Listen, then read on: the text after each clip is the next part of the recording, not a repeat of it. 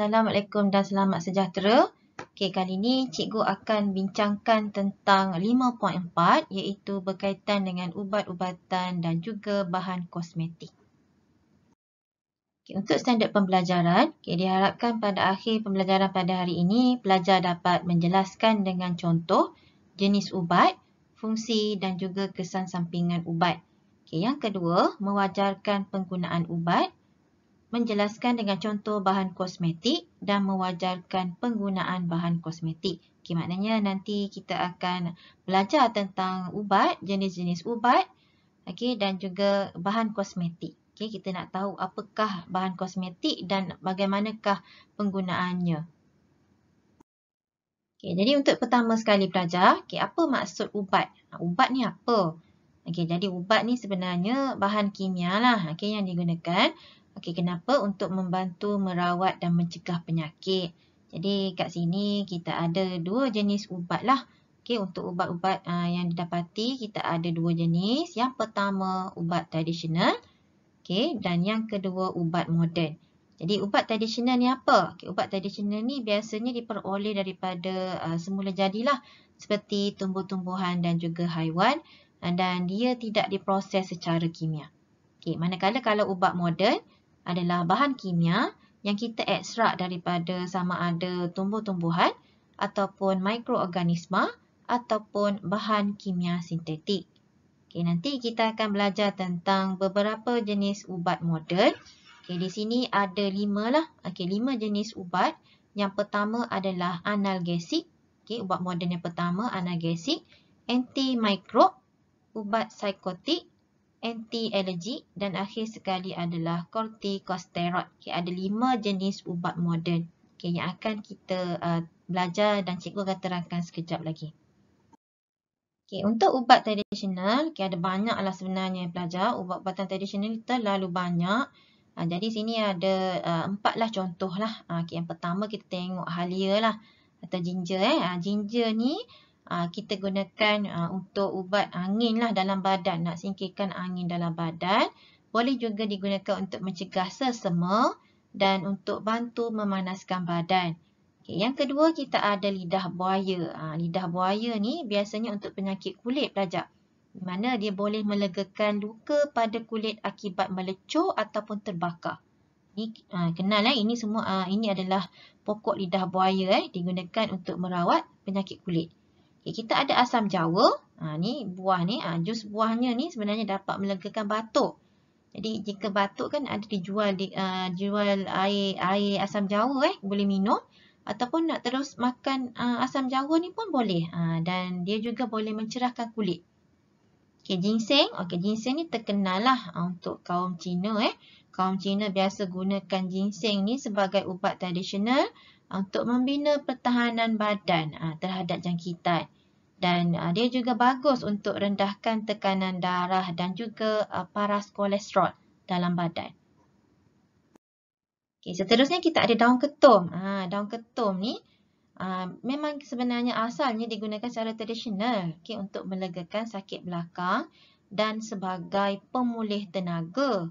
Tetapi penjualan produk ini yang diproses daripada daun ketum ni telah diharamkan di sisi undang-undang. Tahukah anda mengapa?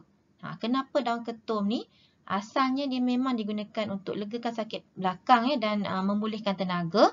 Tapi penjualan produk yang diproses ni diharamkan di sisi undang-undang sebab banyak yang menyalahgunakan daun ketum. Di mana kita ada info di sini yang cikgu dapatkan daripada portal MyHealth dan agensi anti dadah kebangsaan.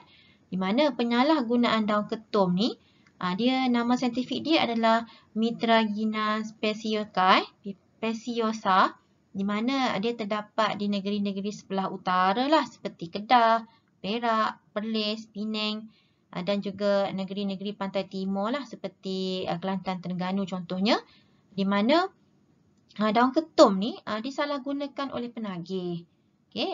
Dan jika diambil ni dan disalahguna, dia memberi kesan ketagih akibat daripada adanya stimulan dan sedatif dan euforia dalam daun ketum tersebut yang menyebabkan penagih tadi rasa ketagih.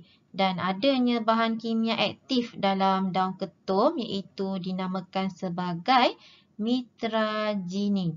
Mitraginin ni adalah alkaloid psikoaktif, di mana dia adalah dikawal di bawah Akta Racun 1952. Peraturan kawalan psikotropik. Jadi bila adanya penyalahgunaan daun ketum, sebab itulah dia telah diharamkan lah, tak boleh diproses lah untuk dijual produk ini. Jadi apa kesan pengambilan kalau diambil secara berlebihan? Di sini boleh mengakibatkan mengantuk, muntah, rasa khayal. Khayal ni maknanya dia khayal lah, berkhayal atau berilusi, dan ada rasa pening. Dan secara jika diambil berterusan pula, tadi dah berlebihan, ke sekarang ni berterusan. Berterusan sentiasa ambil, jadi menyebabkan bibir dan kulit menjadi hitam. Dan macam ada kesan lebam dan terbakar, terutamanya di bahagian pipi. Dan mengakibatkan ketagihan tadilah. Kulit kering, sembelit dan juga insomnia ataupun tidak boleh tidur. Tidak boleh tidur. Jadi daun ketum ni sebenarnya bahayalah jika disalahgunakan. Seterusnya pelajar, mari kita lihat ubat moden. Apakah jenis dan contoh ubat moden? Tadi kita ada 5 jenis pelajar. Yang pertama adalah analgesik. Analgesik ni contoh adalah aspirin, paracetamol dan Codeine. Contoh Panadol lah yang awak ambil, ataupun Actifast contohnya. Itu semua kategori analgesik. Jenis ubat moden analgesik. Ataupun Codeine. Codeine ni contoh seperti ubat batuk. Jadi kita tengok satu persatu. Fungsi aspirin apa? Aspirin dengan paracetamol, fungsi dia untuk melegakan sakit dalam keadaan sedar. Contohnya seperti awak sakit kepala kan. Jadi bolehlah telan analgesik, contoh seperti aspirin dan juga paracetamol ni. Contoh lain adalah Codeine ni, seperti ubat batuk pelajar. Dia boleh melegakan sakit ataupun rawatan batuk dan juga cirit-birit. Ni contoh fungsi untuk Codeine. Dari segi pengambilan pula dan juga cara guna atau kesan sampingan, mesti diambil, cara penggunaannya mesti diambil mengikut preskripsi doktor. Maksud dia dengan nasihat doktor lah, tidak boleh suka-suka hati je ambil. Jadi kenapa? Sebab kita tahu ada kesan sampingan dia. Aspirin contohnya. Apa kesan aspirin? Aspirin ni kesan sampingan dia sebab dia berasid, dia tak sesuai sebenarnya untuk pesakit gastrik. Dan tidak sesuai kita bagi pada kanak-kanak. Kenapa? Sebab dia berasid tadi menyebabkan ulcer perut. Paracetamol pula. Paracetamol contoh Panadol lah. Dia tak boleh ambil melebihi dos. Kenapa? Sebab boleh menyebabkan hati jadi rosak. Dan Codeine, contoh seperti ubat batuk, boleh menyebabkan seseorang itu rasa mengantuk. Ini kesan sampingan lah untuk setiap jenis ubat analgesik tadi. Ada 3 tadi belajar. Aspirin, paracetamol dan Codeine. Yang kedua, kita ada antimikrob. Antimikrob ni contoh adalah antibiotik.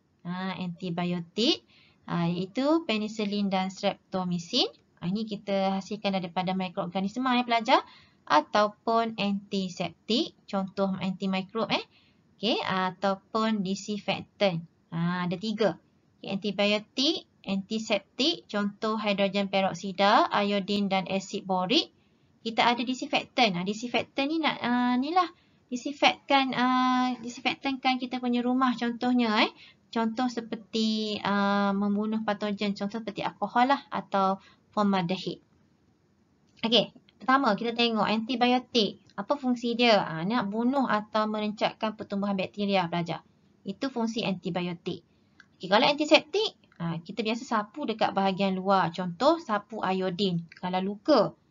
Dan disinfektan ni biasanya untuk kita bunuh patogen pada objek lah. Yang bukan hidup, objek bukan hidup.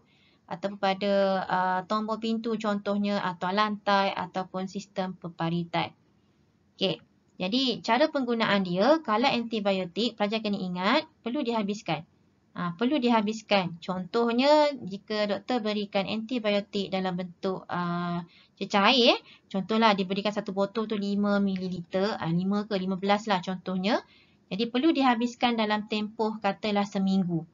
Jadi kena habiskan. Okay, kenapa nak kena habiskan? Supaya semua bakteria dapat dibunuh. Okay, apa jadi kalau kita tak habiskan antibiotik tu? Bakteria akan jadi imun terhadap antibiotik. Dan bakteria itu akan menyebabkan penyakit yang sama boleh berulang semula. Itu sebabnya kena habiskan antibiotik. Okay, yang kedua, antiseptik dia. Okay, kita sapu pada bahagian luar sahaja, tidak boleh dimakan. Contoh iodin lah.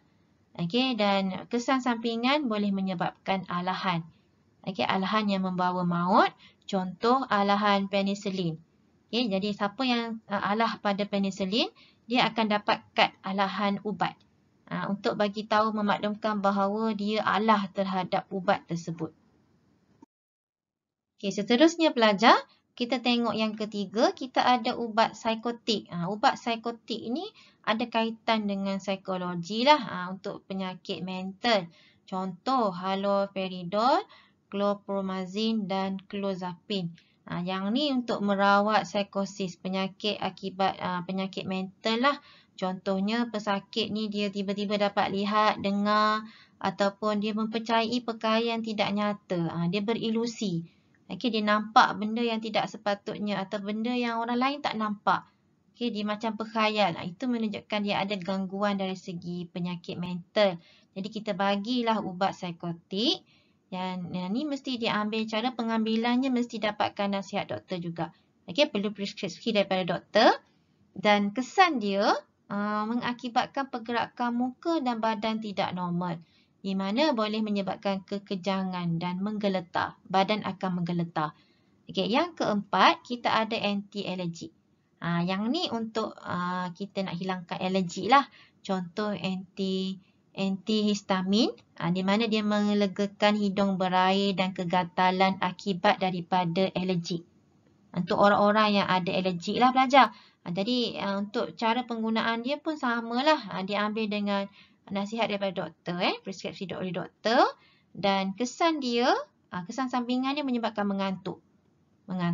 Dan mulut akan rasa kering. Okay, gangguan penglihatan dan sempelit kalau kita ambil dalam dos yang tinggi lah, dos berlebihan. Dan akhir sekali yang kelima, kita ada kortikosteroid. Okay, contoh betamethasone valerate atau prednisolone. Ni contoh ubatnya. Okay, yang ni fungsi dia nak bagi kelegaan pada kawasan radang. Radang ni akibat contoh kita ambil sesuatu makanan, tiba-tiba bengkak pada bahagian muka contohnya. Atau ada timbul kemerah-merahan atau gatal-gatal sebab alergi contohnya. Dan asma atau artritis. Jadi di sini juga cara dia penggunaannya perlu dapatkan preskripsi daripada doktor lah. Okay, dan pengambilan jangka masa panjang, maknanya dalam tempoh panjang, boleh mengakibatkan muka jadi sembab. Sembab ni maksud dia muka membengkak. Okay, menyebabkan tekanan darah tinggi dan kandungan gula dalam darah juga akan jadi tinggi. Okay, jadi ini adalah beberapa contoh kesan penyalahgunaan ubat. Okay, yang pertama sekali, kalau kita salah guna antibiotik, menyebabkan badan akan mengalami rintangan terhadap antibiotik. Maknanya badan tadi antibiotik dah takluk lah dengan badan kita. Okay, yang kedua, untuk contoh ubat Cordena ataupun ubat batuk lah paling senang. Ubat batuk ni ada Cordena, jadi menyebabkan ketagihan kalau diambil secara berlebihan atau salah guna lah. Dan yang ketiga belajar, ubatan tradisional ni berasaskan herba pula. Jika disalahgunakan atau diambil dengan dos ataupun pengambilan yang berlebihan, apa jadi? Okey, hati dan buah pinggang akan gagal berfungsi atau boleh mengakibatkan rosak, terutamanya hati dan juga buah pinggang. Okey, seterusnya kita akan masuk kepada bahan kosmetik. Okay, bila dengar je kosmetik, mesti nampak perempuan bersolek, pakai lipstick. Okey, pakai apa pelembap muka lah, pencuci muka, itu semua kategori kosmetik. Jadi apa maksud kosmetik ni pelajar? Okey, kosmetik ni adalah bahan atau produk yang digunakan secara luaran lah. Biasanya kita tidak makan kita ambil secara luaran. Kenapa? Untuk membersihkan seperti pencuci muka atau melindungi seperti sunblock contohnya atau mencantikkan penampilan seseorang. Nak cantik macam mana? Pakai lipstick, pakai eyeshadow, semua tu untuk kosmetik. Jadi kat sini kita belajar jenis-jenis kosmetik ada 3. Ada 3 belajar. Kita ada beberapa kategori jenis kosmetik. Yang pertama, kosmetik rias untuk tata rias. Tata rias ni digunakan untuk mencantikkan wajah lah. Seperti pakai bedak, gincu, pensel alis, pemerah pipi, pembayang mata. Pembayang mata ni eyeshadow celak dan juga maskara. Ini untuk kosmetik kategori rias. Okay, nak cantikkan wajah. Okay, terutamanya yang kedua untuk rawatan. Kosmetik rawatan. Jadi kategori jenis kosmetik rawatan ni biasanya untuk pada tubuh lah. Contoh seperti krim. Okay, kita ada pelembap kulit dan juga masker muka. Okay, mask untuk muka. Ini untuk rawatan kecantikan. Okay, yang ketiga kosmetik dari segi jenis yang ketiga adalah pewangi lah. Contoh dia digunakan untuk memberi haruman. Okay, kita guna apa? Deodorant ataupun perfume iaitu minyak wangi. Okay, next kita tengok apakah bahan-bahan asas kosmetik. Okay, apa contoh bahan-bahan asas dalam kosmetik yang digunakan untuk kita jadikan dia sebagai bahan kosmetik. Okay, yang pertama, cuba lihat kita ada pewarna. Sebenarnya ada pewarna dalam bahan kosmetik tersebut sebagai bahan asas. Di mana nak bagi warna tu lebih menarik. Contoh, digunakan ferrum 3 oksida. Ini untuk bagi warna lah. Satu warna kita ada ferrum 3 di sini, warnanya warna brown 3 ferrum 3 kan, iron 3 warna dia brown atau perang contohnya. Okay, yang kedua, kita ada air. Air adalah bahan asas di mana dia adalah pelarut lah untuk kita hasilkan kosmetik. Okay, yang ketiga, kita ada pengemasi.